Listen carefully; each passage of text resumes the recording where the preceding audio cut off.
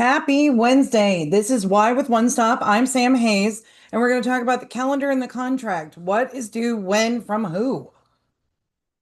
A little bit about me. I've been doing this for over 2 decades in Southern California. I've done over 7,000 plus transactions.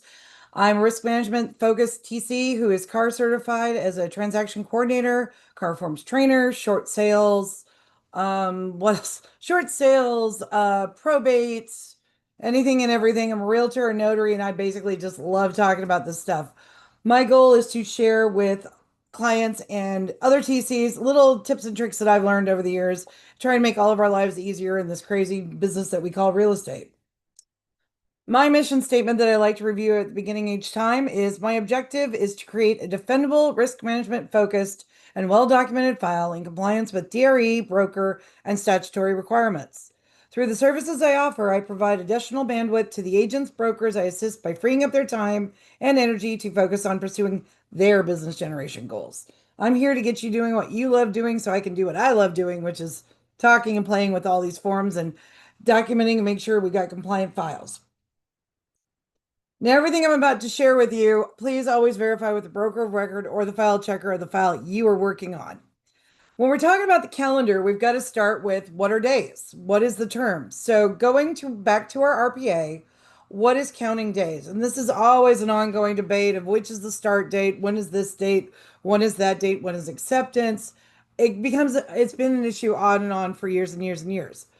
My understanding has always been the day you receive the contract is day zero, or like you have to get a full calendar day. You have to get like through the whole cycle of the sun for this. So I always have that as day zero. This is fully goes through explaining it though, when you can be delivering your noticing form, when you can be delivering for contingencies, when you can be delivering for when documents are due, all of that fun stuff. Now, the calendar, we do everything's calendar days, but the deposit. The deposit is the only one that's business days, and we'll get into that a little bit more into the presentation. The other thing to remember is even though you can have something due on a calendar day that's on a Saturday, Sunday, or a holiday, you cannot demand performance on that date. If the other side, the party that has something due, chooses to perform on that date, that's fine. I work weekends. Sometimes contingencies get sent out, requests for repairs get sent out. No big deal. But you cannot, on the other side, initiate a cancellation or anything of those issues, demanding they must perform by this date if it is a holiday or a weekend. Just to keep in mind, general kind of basics we all know, but it's good to refresh as we're going to go through talking about all the different the contract and the calendar that's all of these days. What does days mean? Well, it means calendar days or days. Again, the only one that is business days is deposit. And that's because of banking. The banks aren't open. You can't demand somebody go put money in the bank. Bottom line, pretty easy. Now, one of the things that I see happen over and over again that seems to be where escrow, title, and lender have almost a different calendar situation or thoughts are different things that are added as addendum. Now, if an agent marks that they include any of these items on here, if we have any of the additional addendums, there's an added addendum. They decide to incorporate some of the advisories with the wildfire, the trust, the REO, the statewide. If that is not completed with the offer and the full acceptance, that's when we have escrow and the lender asking, where is this? Where is this? Because they can't move forward till they have a fully executed contract. And when an item is marked here, it is considered part of the contract. That is a trigger because the SBSA can be seen as a disclosure, which then, as we'll get into, technically doesn't have to be provided to the buyer till day 7, and then they have till day 17 to return it. And then we've got the lender hanging up over here. So we're looking at this from a couple of different perspectives. And part of what's so important with the timelines in our contract is to make sure that we're understanding what's going on.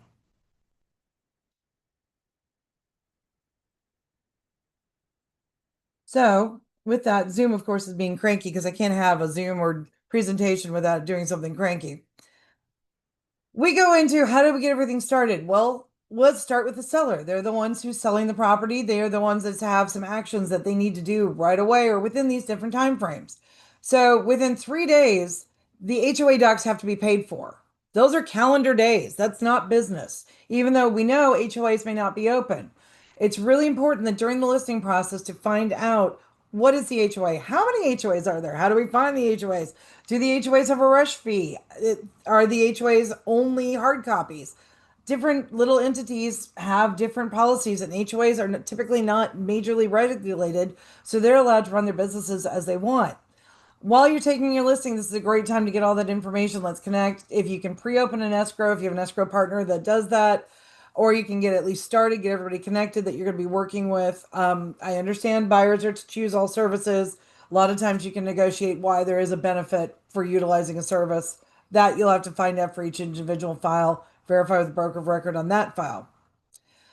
So HOAs always can cause delays. We don't want to end up with heavy rush fees or extra costs for the sellers. The more legwork that can be done during the listing process to have everything ready so we know how much they're going to cost, get them paid for. If we can do that in day one, in case you get an acceptance on a Thursday or Friday, then you're not losing days over the weekend. We can keep everything moving forward.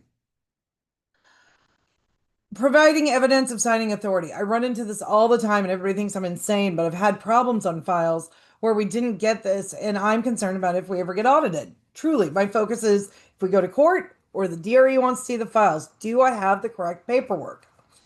So I need proof of that signing authority. If we're signing on behalf of a trust, an LLC, if it's a probate, do we have the letters from the court?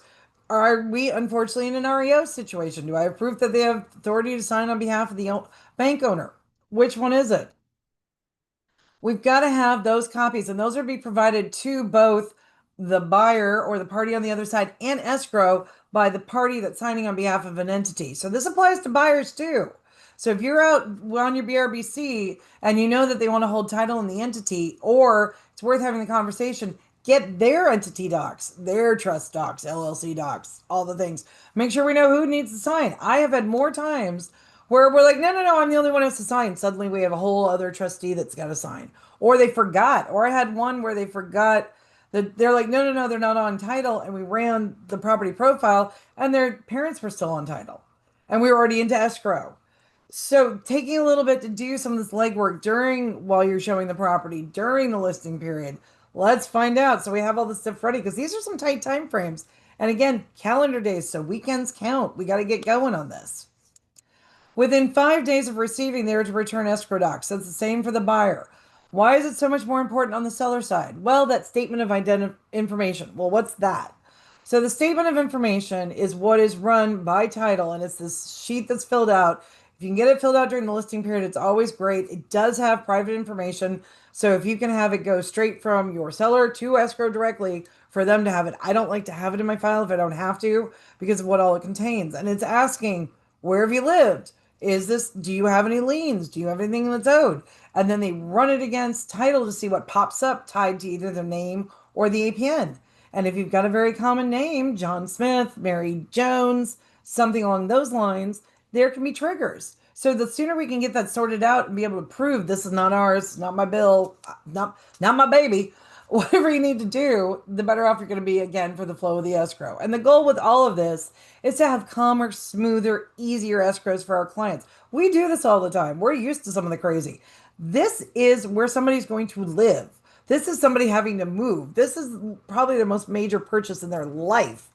The calmer and easier we can do this by getting stuff handled early, knowing what's going to be needed, you're going to be able to adhere to these time frames and have a better transaction and get your clients doing referrals for you, which is the goal for all of us. So that's what we want to be focusing on, is how can it benefit on those sides.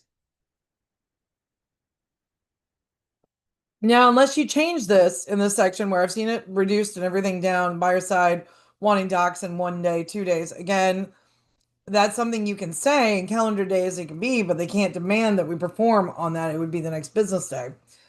Goes both ways on this. Is delivery of the disclosures. Well, if you're going to do that on the buyer side, have a conversation with the listing side. Say, hey, we want to keep things moving along. We're so excited. The buyer can't wait to find out more about this property. Are your disclosures done? Are they available? Also, if you provide all the disclosures prior to with the counter or prior to acceptance, they don't have to be returned, but you provided them. That removes that time frame for the 5 days because you've given everything to them. There's no delay, there's no extending out. So that does remove some of those things. There are benefits to that if you can get everything done during the listing period. It's also great because you've got an engaged seller who's already getting their disclosures done early on. We've got stuff we can always add to them. You can always do addendum. We can always add information if something happens, which it can during the listing period. That's not a big deal because people worry about that. Well, we want to wait. No, but there's no reason to wait, truly. Also, what if in those disclosures we need supporting documents, these entity docs or anything? I want to get them from the sellers before they're in a pod on their way to, East Jesus, Montana. Like that's the key thing. So again, backing everything out to the listing, seeing how the actions we take in the listing do have really big implications in the time frame for the contract, getting that mindset and helping walk your clients through it as well as getting yourself in that routine and whatever TC you work for, it's a really big deal and a great thing. I always try. I'm not always 100% successful, as we all know, but my goal is always to get the disclosures done as early as possible during the listing period to keep the clients engaged and be able to review them as if I were on the buyer side and go, hey, you said you had a water leak. Do we have supporting docs? Do we know how this was fixed? Hey, you said there's an HOA assessment. Do you have an email from them? Let's add that. The more third party information we can do, the better off you are. So again, going through this, seller timeframes, these are all going to basically pull out to things you could get started during your listing, but you have your seller ready. They're going to need to pay for those HOAs. I'm going to need to know who's allowed to sign. They've got to return those escrow docs, especially that statement of information. We need to have the disclosures ready. And hey, by the way, all the smoke detectors and water heater needs to be done. So we need to have all the smoke detectors up and good to go, and that water heater strapped and braced. Things to make sure you're taking a look at when you're taking the listing.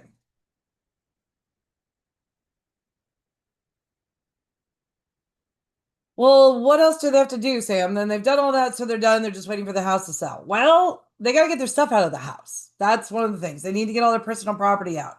And if at the walkthrough it's not removed, they get 3 days to get that out. The buyer has to notify them. After that, it's the buyers, and the buyer can do whatever they want to do. They can have removes, they can bring legal action for leaving things in the property, all sorts of things. So you've got a little 3 day number to remember. That's the thing about the contract that I think people forget is there's so many different calendar items. Even though you go, well, it's a 30-day escrow, it's no big deal. Well, we all know they can run long or go short. We all know that there can be delays based on getting HOA docs. There can be delays on investigations. There can be delays on getting funds transferred from different accounts. You need to remember there's also these other little pockets of time frames in there. Returning the escrow docs, getting the statement of information, dealing with getting items out of the property, or if you left them behind, because life happens and we've all seen things. They've got 3 days of making sure they're aware of this, that hey, you've got to keep going. I also understand sometimes you don't want to let them know that they have a grace period, but it is part of the contract. It's always best to be fully transparent and communicating all with your client when dealing with these situations. The other thing is with the FERPTA, everybody's like, well, you have to provide it right away. I have to get this. I have to. Actually, as long as we can make sure that that information was conveyed to escrow, that there is no withholding prior to close of escrow, and there's sufficient documentation, then we're within that time frame. Do we need to let them know that it's a potential? Yes. Do we need to make sure that that's all conveyed? Yes. But it needs to be prior to close.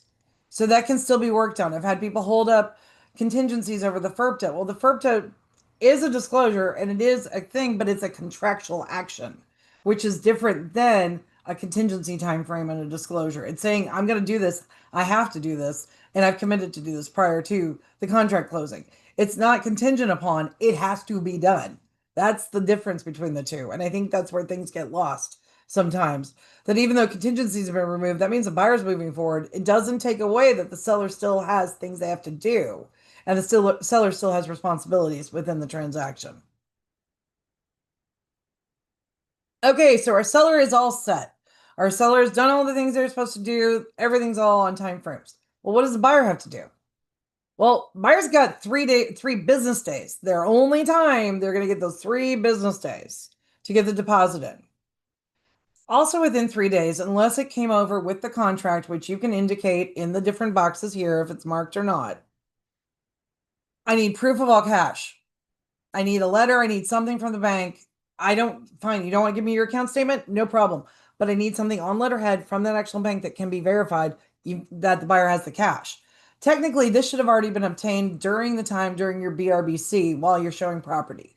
It is actually an item in the BRBC that the buyer is to provide all their financials to the buyer's agent, because especially if you don't know if they're able to compensate you for your time, because the buyer is ultimately responsible. Just saw a Q&A come up. What if the cash is coming from the sale of the current property? Sounds so. What you're going to do is then get a copy of either the estimated closing statement, proof of that you're under contract, typically that last page, because that won't show any information. It's just got everybody's signatures on it, last 2 pages. You could do that. Usually an estimated closing statement is probably your best bet because that's going to have your lump statement and that can come over as your proof. But verify with on that transaction and with the broker of record how they want to do it. Also, that should be something you would have had too if they haven't gone in. That's going to be something you're going to document on your BRBC.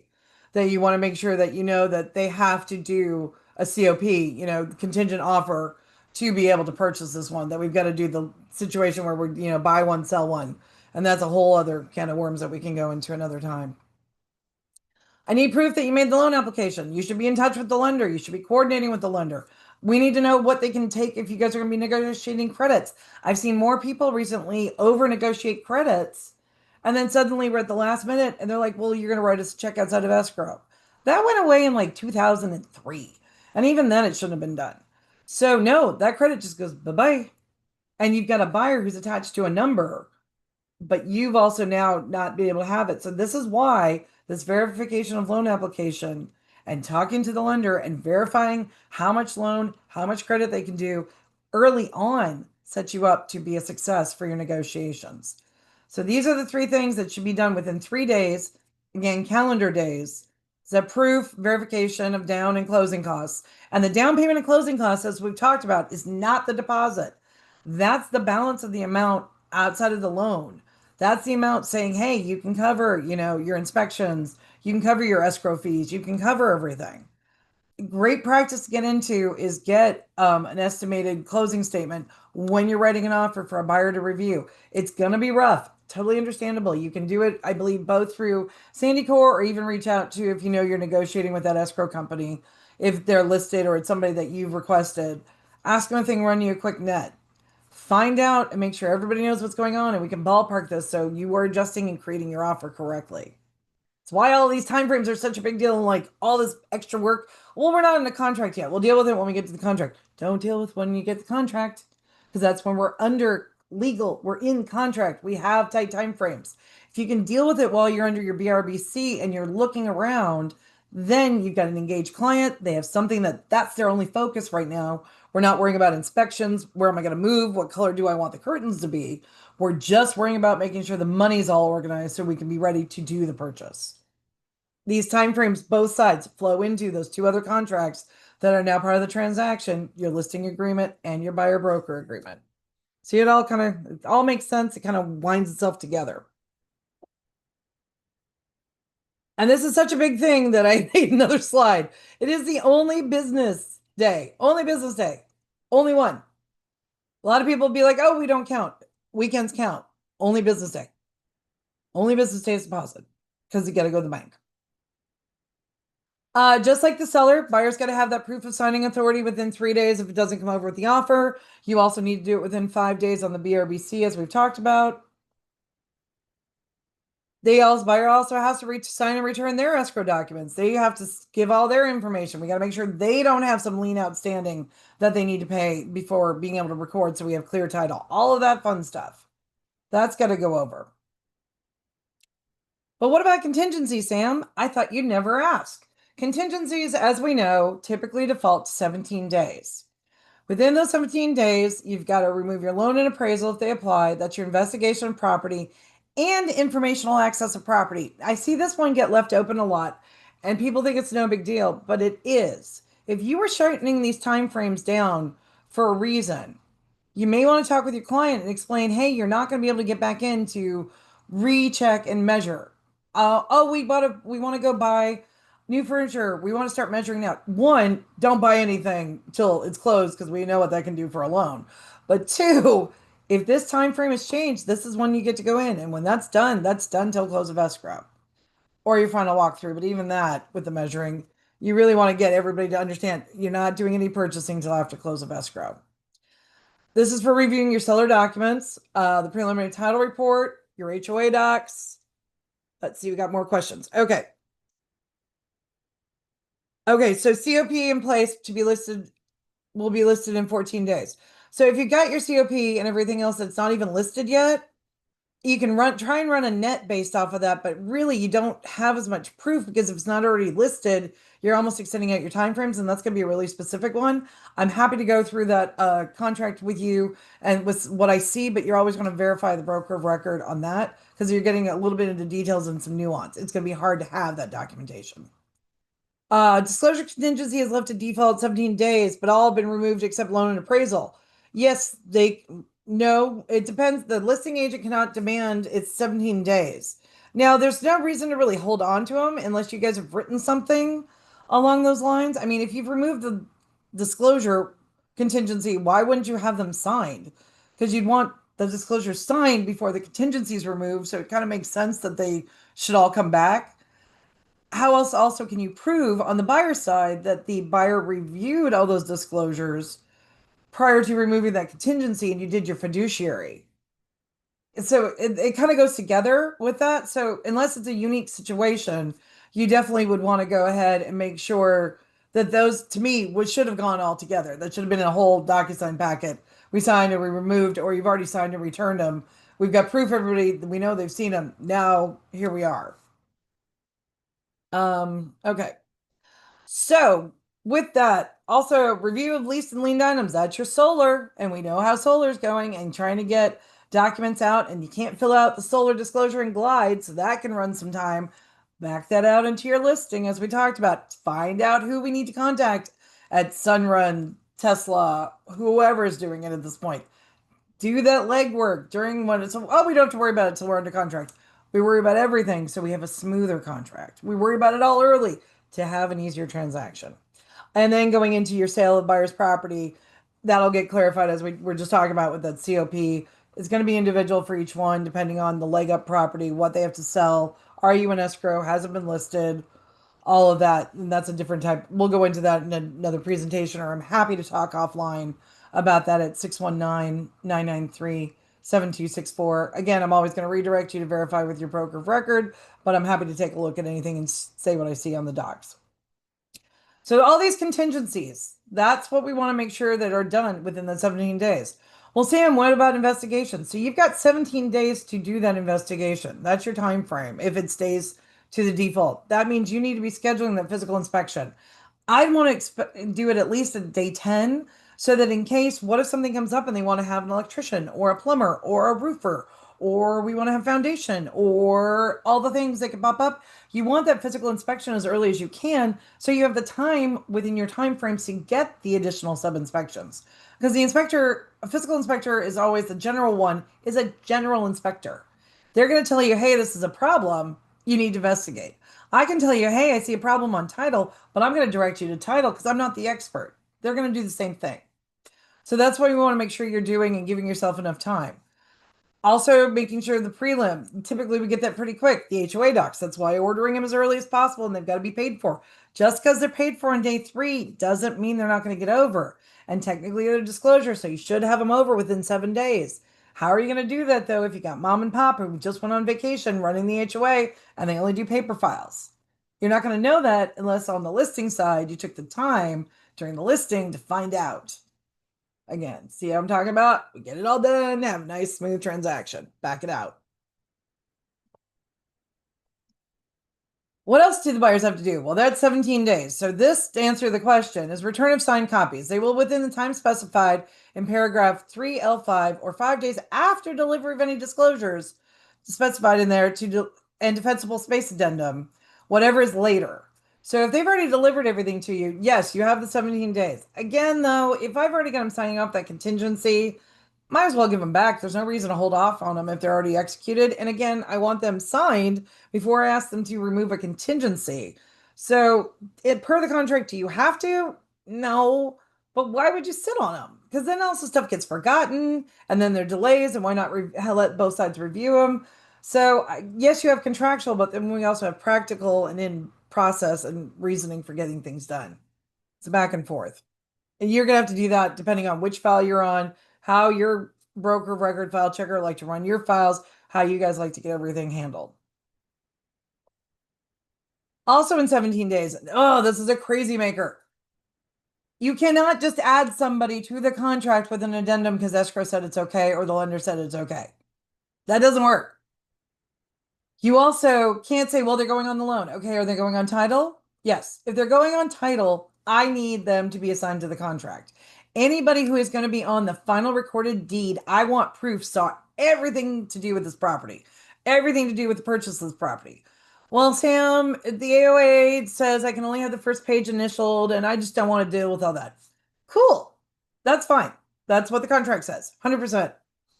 Here's where I go a little bit further and get a little bit in my crazy brain and my paranoid freak energy. I got a lawyer. This goes to court. We got a lawyer. Never looked at the RPA. He's going for blood. How can I prove that everybody was given all the same information if I don't have their initials and signatures in all the same places on all the same documents? That lawyer has the opportunity to create doubt, and I don't want to give that to them. Granted, I had always been, if you added a buyer before any of this was done, before this was a requirement in the contract, I've done it the same way the entire time. Thank mom for teaching me to do this. Everybody signs in the same place. Everybody signs all the documents. If somebody wasn't present, they sign a copy of the physical. They sign a copy of the pest. They sign the RR. They know what is going on. I want proof they knew what they are getting themselves involved in. Owning property comes with liability. Owning property comes with responsibility. You know, the whole great power, great responsibility thing. Well, yeah, I want to make sure you know what you're taking on. I hope it's wonderful and a great experience, but I also don't want anybody coming back going, I had no idea. So that's why it's really important to have everything signed. I'm a big fan of it. You check with your broker of record. The form does not require it. I like to be above and beyond to make sure everything's taken care of and documented. I don't like any questions. I don't like any gray areas. Makes me crazy.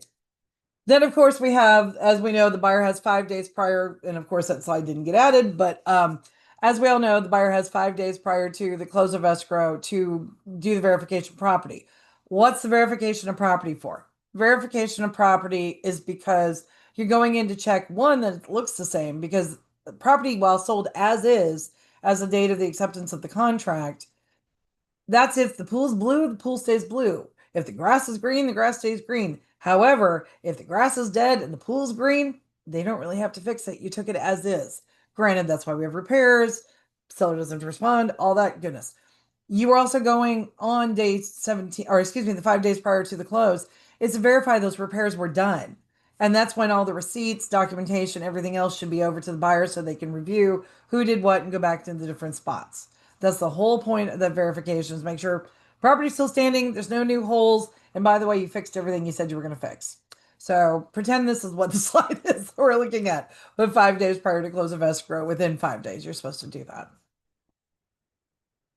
Now, looking ahead, next week, I'm going to be going over what's the difference between a prequal, pre-approval, and a DU with one of my clients, Bob Ledoux, who I've worked with for over a decade at this point. I can't believe it.